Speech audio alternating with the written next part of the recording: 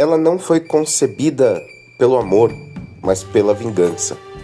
Bem-vinda à análise de Lady Snowblood, Vingança na Neve, o clássico de 1973 do diretor Toshiya Fujita, que se tornou a pedra fundamental para toda uma geração de filmes de vingança feminina. A tese que guiará nossa análise hoje é como uma obra pode ser esteticamente violenta e ao mesmo tempo filosoficamente profunda na sua condenação do próprio ciclo da violência que retrata.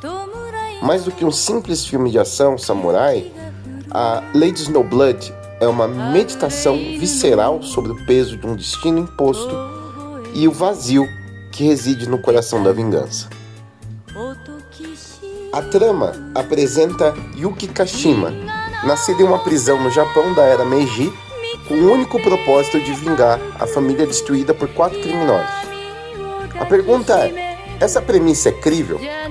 A narrativa não linear que salta entre passado e presente utiliza-se de flashbacks, páginas de mangás e narrações para nos apresentar uma mulher que é menos uma pessoa e mais um instrumento de um desejo alheio. Essa construção justifica a motivação quase sobrenatural de Yuki. Quanto ao desenvolvimento dos personagens, a genialidade do roteiro está em complexificar os alvos da vingança. O primeiro é um vilão puro, mas o segundo, o Banzo Takemura, é um homem arruinado e alcoólatra, sustentado pela filha que se prostitui. Essa abordagem nos força a questionar se uma vida já miserável não é um castigo pior do que uma morte rápida, introduzindo uma camada moral crucial para a história.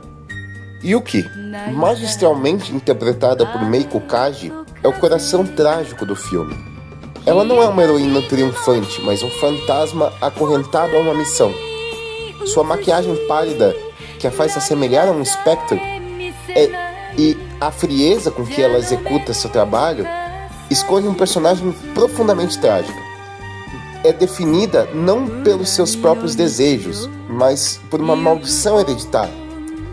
A obra é, portanto, um profundo questionamento sobre até que ponto um ser humano pode ser moldado para um propósito singular e o que resta dele depois que esse propósito se esgota. Tecnicamente, Lady Snowblood é uma aula de estilo.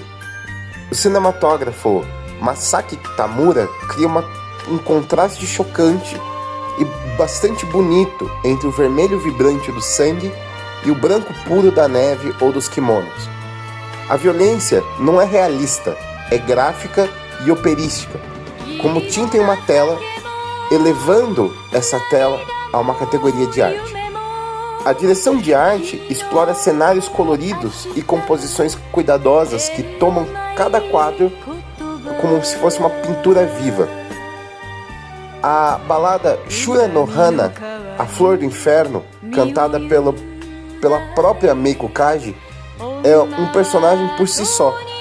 Ela embala a narrativa com uma melancolia poderosa que contrasta com a violência na tela.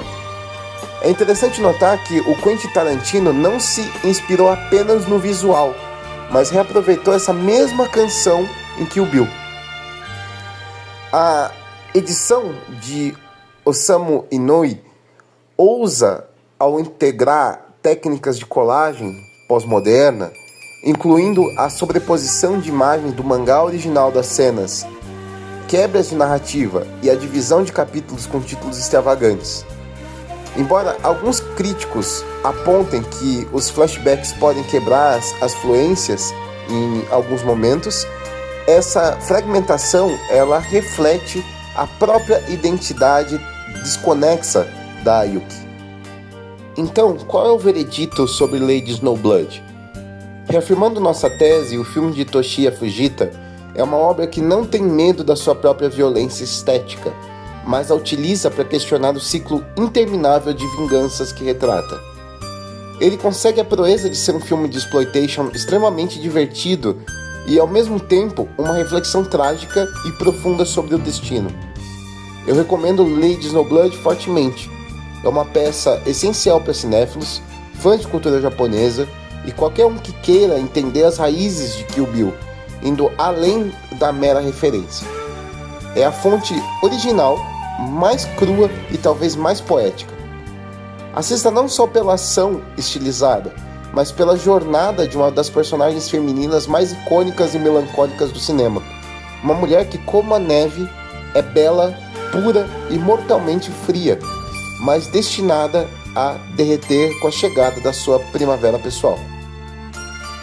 E você? O que achou de Lady Snowblood? A vingança de Yuki foi justificada ou ela era só um instrumento de um ódio mais antigo? Deixe sua opinião nos comentários e não esqueça de curtir e se inscrever para mais análises de clássicos do cinema.